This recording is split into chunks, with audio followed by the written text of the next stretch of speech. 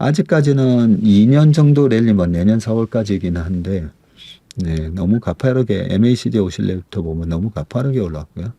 그리고 또 이제 대통령 2년 차 중간 선거 있는 23년도에도 8, 9, 10 좀 빠졌었잖아요. 예, 그동안에 이격이 너무 강하게 올랐기 때문에 그래서 단기적으로는 얼마든지 조정을 받을 수 있다. 네, 그렇게 보고 있습니다.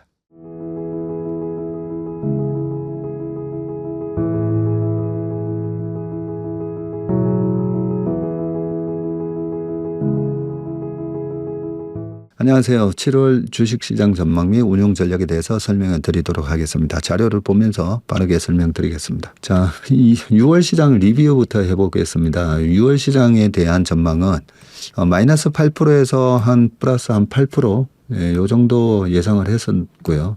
그리고 6월, 5월, 6월, 4월, 5월이죠. 4월, 5월의 강세가 6월 초까지 이어지면서 위로 쭉 올라가다가 아무래도 이격이 너무 많이 벌어지다 보니까 차익 실현 매물이 나오면서 윗꼬리를 달고 떨어지면서 영망치형이 나오지 않을까.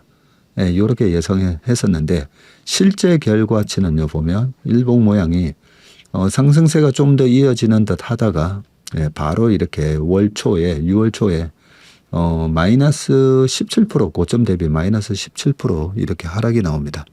요즘은 보면 이 레버리지 포지션이 많아서 그런지 조정을 받았다도 짧고 굵게 조정받고 바로 또 올라갑니다. 그래서 6월 초에 이렇게 조정이 나왔고요. 그러고 나서 반등이 들어가면서 9,385.59까지 6월 19일 날 고점 기록하고 그러고 나서 다시 5일선이 깨지면서 또 확 빠졌다가 이러면서 끝났는데 결국 시장이 8,476으로 시가랑 종가랑 거의 똑같아요. 그러면서 지난달 종가 대비 0% 보합으로 끝났습니다. 코스닥은 근데 분위기가 안 좋았었습니다. 장중 한때 마이너스 22% 가까이 빠졌고요. 실제 종가도 별로 회복을 못하고 마이너스 14.76으로 끝이 났습니다. 그동안의 이 상승장에서 작년 4월 달에 트럼프의 폭탄 관세 이후에 5, 6, 7월 랠리 있었고 8월 조정이 있고 9, 10월 랠리 있고 또 한 달 조정 11월 조정이 있고 12, 1, 2 랠리 있고 3월 한 달 조정 받고 4, 5 이번에 랠리 있고 6월은 보합으로 끝났습니다. 그래서 조정은 짧고 상승은 긴 그동안의 강세장이 계속 연출이 됐고요. 반면에 코스닥이 5월부터 무너지기 시작해서 5월에 10%, 6월 달에 또 15% 하락하면서 코스닥은 약세장으로 진입했다고 돼 있고 채슬리 AI에서도 6월 1일자에 보면 AI에서는 코스닥은 보수적 운용 권고가 나왔는데 2개월 연속 지금 5개월 이평 밑에서 놀고 있습니다. 지금 여기 코스닥 월봉 차트인데요.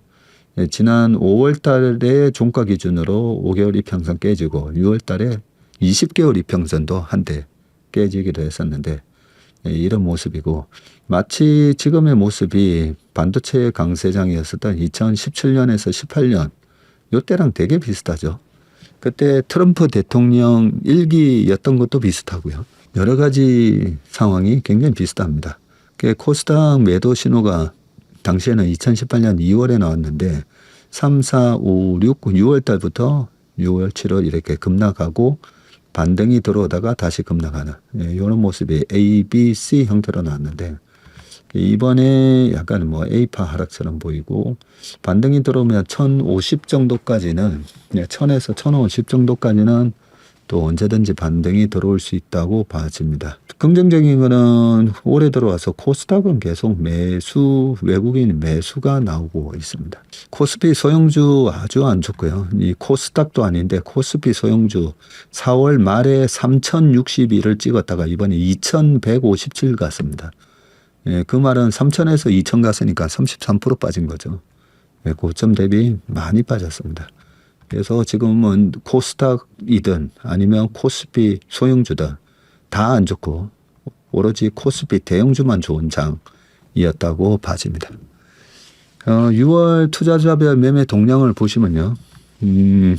6월 한 달에 외국인이 코스피만 58조 7천억 팔았어요. 그리고 선물도 한 1조 팔았고요. 그래서 전체적으로 보면 총 59조 매도했는데 지난달 5월 달에도 59조 매도했었더라고요. 3월 달에 42조. 그래서 연초 이후로 코스피 178조나 매도했습니다. 코스닥은 3조 2천억 매수를 했고요. 선물은 24조나 매도를 했는데 다 합쳐보면 거의 200조 가까운 엄청난 매도를 퍼붓고 있습니다. 푸콜 레이쇼를 보면 희한하게 원래 푸콜 레이쇼라는 거는 이 바닥에서 나오는 패닉 셀링 때 나오는 지표인데 이번에는 패닉 바잉인가 싶을 정도로 패닉 바잉이면 원래 콜로 매수세가 몰려야 되는데 그것도 아니에요. 이 고점에서 장이 신고가를 내는데 푸콜 레이쇼가 뜨는 건 저는 평생 처음 봤습니다. 이런 희한한 장이 연출이 되고 있고요. 미국의 빅스는 오히려 차분하게 떨어지고 있는데 빅스를 제가 25에 줄을 끊어놨잖아요. 단기적으로 25를 터치할 때가 보면 항상 매수 찬스였습니다. 그죠? 네, 요때는 좀 달랐네요. 26년 3월에는 요때는 이란 전쟁이 터졌고 그러고 나서 빅스 지수가 나중에 30을 넘어가던 3월 말이 오히려 저점이 됐었습니다. 단기적으로는 이번 6월 초에 이때 당시에 스페이스X 상장하고 그 다음에 또 이란에 대해서 이런저런 내기 뭐 협상이 안 된다 어쩐다 하면서 네 그러면서 한번 시장이 더 빠졌었는데 이때 빅스가 20을 한번 웃돌았던 모습이 있고 장기적으로 보면요 빅스가 이렇게 크게 쳐올랐을 때가 항상 단기 저점이었고 지금은 이런 모습이 나오고 있습니다. 나스닥 주봉 제가 2017년에서 2018년을 보여드리는데요. 이 보여드리는 이유가 2017년에서 18년 넘어갈 때 이 반도체 랠리였었잖아요. 그런데 여기 보면 2018년에 10월 달부터 시장이 급락을 합니다. 그 16월 달부터 급락을 했던 것도 다 이 금리 때문이었습니다. 제롬 파월 의장이 트럼프 대통령에 의해서 지명을 받고 연준 의장이 됐는데 연준 의장이 됐는데도 금리를 계속 올려버린 거죠. 그래서 트럼프 대통령이 당시에 시진핑보다 나쁜 사람이라고 막 욕을 할 정도로 그러다가 9월 말에 금리를 한 번 더 올렸는데 10월 초에 시장이 급락합니다. 왜냐하면 이때 10년물 국채금리가 3%를 넘게 되거든요. 3% 임계치가 중요하다 했잖아요. 제가 항상 중요한 것은 물이 끓는 온도는 몇 도인가. 네, 그렇게 이제 100도를 터치해야 물이 끓듯이 시장이 느끼는 그 금리의 임계치는 얼마일까? 이때는 이제 3%를 넘어가게 되자 페드의 금리가 2%가 되고 했는데 10년물 국채 금리가 3%를 넘어가니까 제롬 파월 의장의 10월 1일 날 연설에서 기자가 질문을 하죠. 에둘러서 질문을 합니다. 중립금리를 바탕으로 페드가 연준에서 정책금리를 결정하는데 지금 중립금리는 어느 수준에 있나요? 라고 둘러서 물어보죠. 근데 long away 하면서 아직까지 저 멀리 있다는 식으로 얘기해 버리니까 시장이 급락합니다. 야, 그러면 뭐 아직까지 한참 위에 있다고 금리를 더 계속 올린다는 말이네. 네, 그러면서 시장이 무너졌습니다. 이 무너지는 와중에 10년물 국채금리가 다시 떨어지기 시작하고요. 2019년이 되면 1.5%까지 거의 빠지게 됩니다. 그러면서 2019년도에 시장이 랠리가 시작이 됩니다. 지금 나스닥 주봉의 모습이고요. 6월 달에는 나스닥이 필반 지수는 고점을 돌파하는데 나스닥은 고점을 돌파 못하고 있습니다. 네, 빅테크 종목들이 이 반도체 가격이 너무 급등하면서 이 캐펙스 부담이 커지다 보니까 네, 못 올라가고 있죠. 네, M7 종목들이 못 올라가면서 이런 모습이 나오고 있고요. 추세적으로 보면 우리나라 코스피 5개월 이평선 타고 아주 강한 상승세가 작년 딱 4월부터 시작이 됐고요. 아직까지는 5개월 이평이 깨지지 않는데 지금 보시다시피 지난달이 이렇게 큰 십자가가 나면서 아래 위로 보통은 이렇게 2달 오르고 십자가 나고 강세장이 이어지면 그 다음 달도 시작할 때 요 보합 언저리에서 시작하다가 또 매물이 좀 나오는 듯 했다가 또 강하게 양봉으로 쳐올려야 되거든요. 그래서 이번 달이 되게 중요한 달입니다. 그러든지 아니면 이 십자가 약간 음봉처럼 나왔는데 이 상황에서 시초가가 살짝 높았기 때문에 음봉이고요. 전달 말 종가에 비해서는 살짝 플러스입니다. 그런데 약간 뭐 교수형 패턴 비슷하게도 보이죠. 밑꼬리가 더 길었기 때문에. 여기서 만약에 월 초부터 시장이 많이 밀리면 이게 약간 추세 전환이 될 수도 있습니다. 자, 그리고 여기 RSI 보면 좀 과열. 네, 이런 모습이 지금 나와 있는 상태이고요. 단지 제가 이번 장이 지난 2018년이나 21년처럼 되지는 않을 거다라고 보는 게 환율입니다. 여기 보시면 환율이 2018년에 1020원, 2021년에 1080원. 네, 환율이 아직까지 환율이 저 위에 붕 떠 있어요. 네, 이러면 수출 기업들의 마진이 계속 좋게 나오고 수출지 요즘 너무 잘 되잖아요. 그리고 환율이 좋다 보니까 외국인 관광객도 한국 와서 쇼핑하는 게 좋다 보니까 많이 들어오십니다. 네, 그렇기 때문에 지금 보면 장은 끝난 게 아니다. 네, 만약에 반도체 가시면 또 다른 수출주들이 바통을 이어가서 올라갈 거다. 작년 상반기만 하더라도 이게 반도체 랠리가 아니었었잖아요. 예, 조방원 피부미용 엔터가 삼양식품까지 시세가 강했고 그 다음에 반도체가 이어받았고 반도체가 약간 누그러지면 또 그 다음 주자가 마치 개주하듯이 1600m 개주 400m 개주하듯이 또 바통을 이어가면서 시장은 살아있을 거다 생각합니다. 그동안의 조정은요 60일 이격도가 130 이상에서 발생했는데 지금 보시면 여기 코스피 일봉에서 요 130의 초록색 점선을 쭉 그어놨거든요. 여기 보시면 요때가 3월 초에 2월 말에 130을 넘었다가 전쟁 터지면서 확 빠지고 그러고 나서 요때죠. 5월 달에도 보니까 130이 넘었다가 빠지죠. 20일 이평까지 빠집니다. 그러고 또 반등이 들어갔는데 6월 초에 또 130이 넘어가니까 또 와장창 고점 대비 17%나 빠졌어요. 그리고 이번에 올라왔다가 다시 130 원저리까지 가니까 또 조정을 받았습니다. 여기 60일 이평, 20일 이평, 60일 이평까지 빠지면 보통 요 이란 전쟁 때도 60일 이평 살짝 깨지고 나서 다시 반등 들어갔었잖아요. 그러면 60일 이평이 지나가는 자리는 한 7,500원짜리 보시면 됩니다. 그래서 외부 충격에 의한 조정은 보통 60일 이평 요 근처가 매수 대응 자리였었습니다. 그동안은. 자, 코스피 일봉 이격도가 과거에 98년에서 2002년 이때 당시에 보면 98년 6월에 227 기록을 했고요. 그러고 나서 시장이 랠리가 시작되는데 전 세계에서 제일 강한 시장이었었거든요. 근데도 보면 99년 초에도 뭐 650에서 500 가고요. 요때 당시에 보면 이격이 130 넘어가잖아요. 그러니까 이렇게 조정을 받습니다. 60일 이평 깨졌었죠.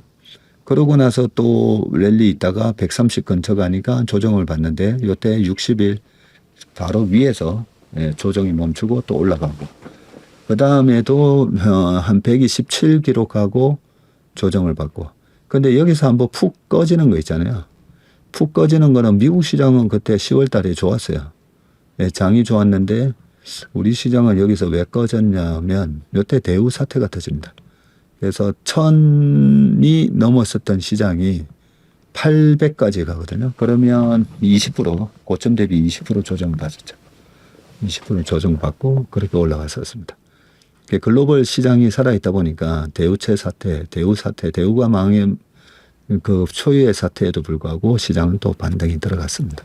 그리고 나스닥은 11월, 12월 그리고 1, 2, 3 동안에 여기 4,460까지 보이지만 요 3월까지 5,100까지 올라가죠. 2,500 언저리였던 지수가 1년 만에 2,300. 1년 뒤에 99년 3월에 2,300 수준이었는데 5,100까지 올라갑니다. 그때 닷컴 플러스 Y2K. 미국의 실업률은 스물스물 올라가고 있는데 아직까지는 이 샤메 법칙이 동반될 수준까지는 안 올라가고 있습니다. 그래서 최근 1년 동안의 저점이 4% 수준이기 때문에 지금은 0.5, 4.5 이상 나와야 되는데 3개월 평균이기 때문에 뭐 4.6, 4.7이 나와야 되거든요. 근데 실업률 발표됐지만 나쁘지 않게 4.2 언저리로 이번에 잘 나왔습니다. 그리고 우리나라 시장하고 굉장히 연동이 되는 게 미국 제조업의 구인 건수인데요. 미국 제조업 구인 건수 보시면 2003, 4, 5, 6, 7 구인 건수가 올라갈 때 우리나라 시장 좋았죠. 그리고 요 차정장세 때 2009, 10, 11년 좋았고요. 2012년부터 옆으로 기죠. 옆으로 길 동안 박스피였고 2016년부터 18년 중반까지 구인 건수 올라가니까 우리나라 시장 좋았고 그 다음에 박살나고 코로나 때 뭐 말이 많았지만 구인 건수 크게 늘어나잖아요. 장 되게 좋았고 지금은 이렇게 쭉 빠지는 동안에 우리나라 박스피였잖아요. 근데 다행히 최근에 보면 구인 건수가 다시 반등이 들어가고 있는데 이 반등의 원인은 미국 제조업 PMI, ISM 제조업 PMI 보면 최근에 올라왔죠. 그저께 발표된 PMI는 살짝 꺾이긴 했지만 여전히 50 이상을 기록하고 있습니다. 그래서 지난 2000년대 18년도에 PMI 고점이 나왔고요. 이때 한 10월, 9월 언저리 고점이 나왔고 그리고 21년도에도 보면 고점이 나오고 나서 우리나라 시장 저점이 나왔었기 때문에 이 PMI가 되게 중요합니다. 지금은 어쨌든 바닥치고 올라가는 추이. 장기적으로 보면 그동안의 PMI가 미국 대통령 선거 끝나고 나면 항상 올라왔었거든요. 항상 올라왔었는데 작년에는 못 올라왔어요. 왜냐하면 트럼프가 관세 폭탄을 들고 나오는 바람에 그래서 24년 말부터 PMI가 올라가려고 하다가 다시 꼬꾸라졌는데 이번에 강하게 올라가고 있습니다. 이것만 보면 내후년 초까지 이 PMI가 가파르게 올라오면 우리나라 코스피의 상승세는 좀 더 이어지지 않을까 그런 생각도 듭니다. BOJ가 이번에 1%로 금리를 올렸고요. 6월 16일 날 예상대로 올렸습니다. 올렸는데 금리를 올렸는데도 엔화 가치가 강세로 안 갑니다. 그래서 2024년 7월 말에 금리를 올리고 나서 엔화가 추가적으로 강세가 139.56까지 이어지면서 시장이 무너졌었는데 이번에는 전혀 엔화 강세의 모습이 나오지 않습니다. 원엔 환율도 차분하고요. 약간 지금 정배열을 만들고 있는 게 좀 찜찜하기는 하지만 한국 원화랑 엔화가 달러 대비 지금 제일 약하죠. 그래서 둘 다 도찐 개찐이기 때문에 크게 뭐 변화는 없지만 이평선은 정배열로 바뀌고 있는 게 좀 찜찜한 모습입니다. 은 가격은 고점 대비 벌써 50%나 빠졌고요. 그리고 금 가격 역시 얼마 전만 하더라도 연초에 맨날 금 얘기였잖아요. 신문에도 보면 맨날 금 얘기였는데 그래서 맨날 어떤 종목이나 어떤 섹터를 너무 얘기할 때가 보면 항상 고점입니다. 이 포모였었잖아요. 금 사야 되는 거 아니에요.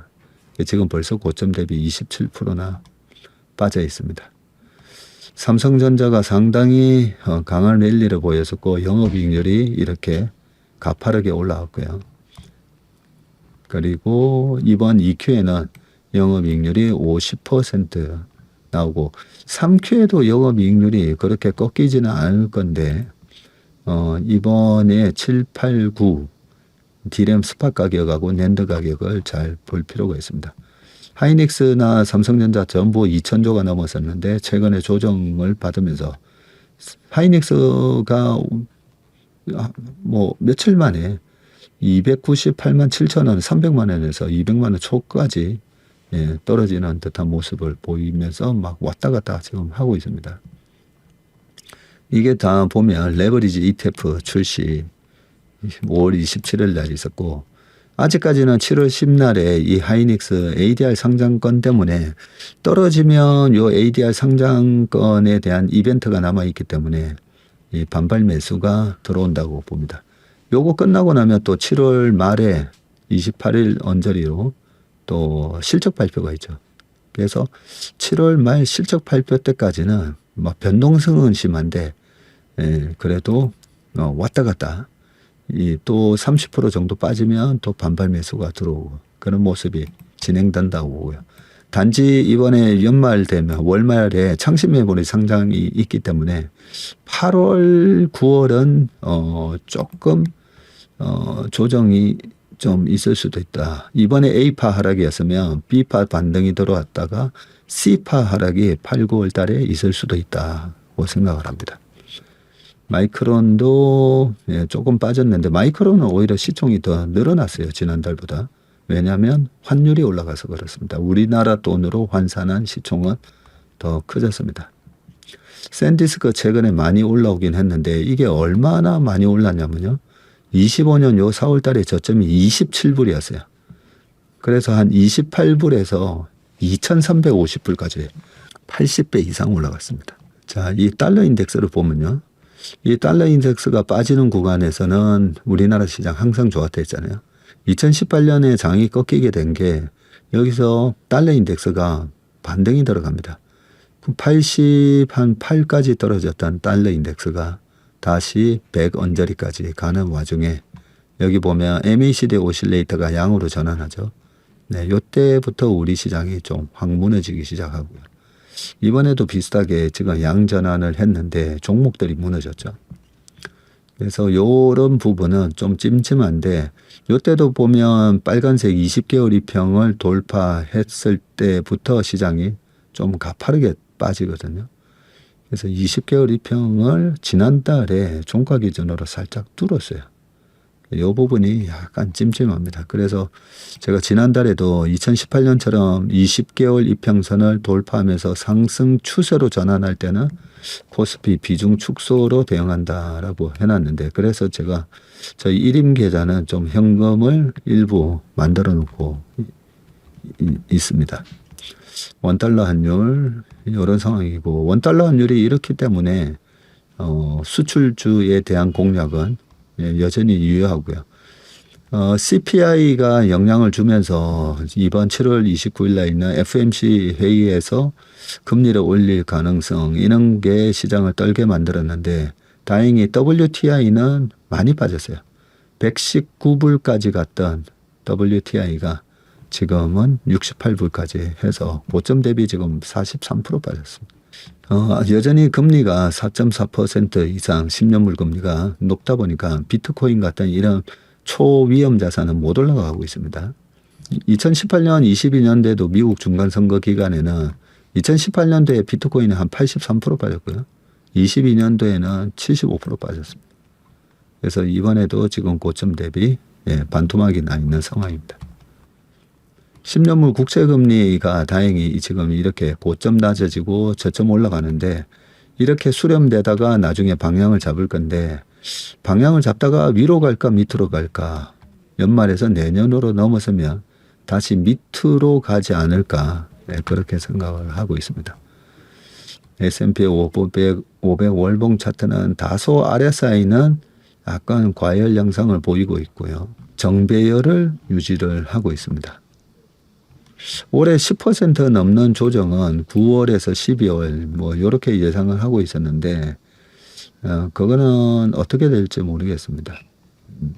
금리의 향방이 제가 생각한 대로 움직이면 오히려 조정은 좀 더 빨리 받고 나중에 오히려 반등이 들어갈 가능성이 높지 않을까 싶은데 반도체가 떨어지면 빅테크가 올라올 거라서 미국이 당장은 조정이 그렇게 보이지는 않습니다. 그래서 미국 조정은 9월에서 12월 이렇게 생각하고 있고 하일드 스프레드 괜찮고 CPI가 4.2에서 이번에 4.0 예상을 하는데 6월 달에 지금 월드컵 특수가 있기 때문에 7월 10날 언저리에 발표되는 이 CPI가 4.0 이렇게 나오면 다행인데 4.1이나 4.2가 나와버리면 예, 그러면 또 약간 시장에 노이즈가 있을 수 있다고 봅니다. 근데 유가가 이번에 70불 이하로 떨어져 있기 때문에 유가가 향후 PPI랑 CPI를 끌어내릴 게 분명하기 때문에 4.2 이상만 나오지 않으면 그렇게 충격적이지는 않을 거라 생각합니다. 우리나라 시장은 요 외국인이 굉장히 많이 때려 팔고 있는데요. 코로나 때, 여기 이란 전쟁 때도 보면 처음에 확 빠졌다가 반등이 들어나갔는데 외국인 매도세가 줄었죠. 그러다가 다시 외국인 매도세가 거세지면서 이 쌍바닥을 찍었던 거거든요. 이번에도 마찬가지로 큰 폭의 매도가 나오고 그러면서 빠졌다가 6월 초에 그러고 나서 외국인 매도세가 줄어드니까 가파르게 반등 들어갔다가 다시 매도세가 가팔라집니다. 이 부분 때문에 최근에 시장이 좀 약세로 전환되는 그런 모습이 나왔고요. 우리나라 코스피는 7,648 기준으로는 8배가 깨져서 7.57까지 빠져 있는 상황입니다. 7월 AI 진단은 똑같습니다. 6월하고 똑같이 코스닥은 여전히 약세다. 40에서 70 이렇게 나오고 있고 코스닥은 여기 보시면 6월 달에 약세장 전환 에너지도 둔화 그래서 40에서 70으로 두 단계 갑자기 하향 조정 확 해버렸었죠. 네, 아직까지는 보수적으로 운영하라고 이렇게 되어 있습니다. 자, 7월 전망입니다. 7월 전망은 7,050에서 8,645 요 정도로 보고 있고요. 망치형 음봉입니다. 그래서 월 중에 쭉 빠지다가 요즘은 레버리지 포지션 때문인지 하여튼 변동폭이 제가 생각했던 것보다 더 깊게 나타나더라고요. 그래서 이 5개월 이평선도 올라오고 주봉상에 보면 6,800에서 한 7,200 요 사이가 강력한 지지선이 될 것 같아서 그래서 바닥은 한 7,050 요렇게 적어 놓았습니다. 필반 지수입니다. 필반 지수도 보면 그 전에 여기 모건 스탠리가 반도체 겨울로 온다라고 24년 8월에 내서 억지로 찍어 눌렀잖아요. 그때 제가 필반 지수 RSI만 보더라도 이번에 과열 아니었고 그죠? 그래서 벌써 과열이 겨울이 온다고. 나중에 결국은 반성문 쓸 거다고 했잖아요. 반성문은 안 쓰고 이번 겨울은 그렇게 춥지 않았다. 이런 식으로 쓱 바꿨었죠. 네, 그러면서 주가가 올라왔었고. 근데 여기 보시면 그 2015년도에도 요 하반기 조정이죠. 그리고 2018년도에도 하반기 조정이었었고요. 2019년은 이제 대통령 3년차 장이 강한 모습이 나오고 그러고 나서 20년에는 코로나가 있었고요.